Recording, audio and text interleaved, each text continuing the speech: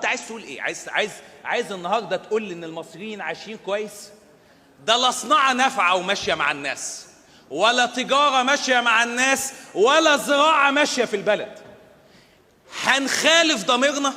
هنطلع نقول البلد ماشيه كويس وهي مش ماشيه كويس؟ طيب احنا بنقول الكلام ده مستندين على حقائق ولا بنفتري على الحكومه وعلى ادائها الاقتصادي؟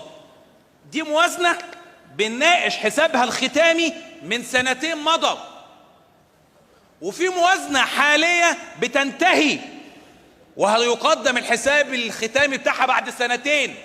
هعمل لكم مقاربه عشان نوضح الامور بقت شكلها عامل ازاي. في الحساب الختامي الحالي اللي احنا بنناقشه بتاع 21-22 كانت الفوائد 583 مليار. في الموازنه المطبقه اللي تنتهي في 30/6 690 مليار.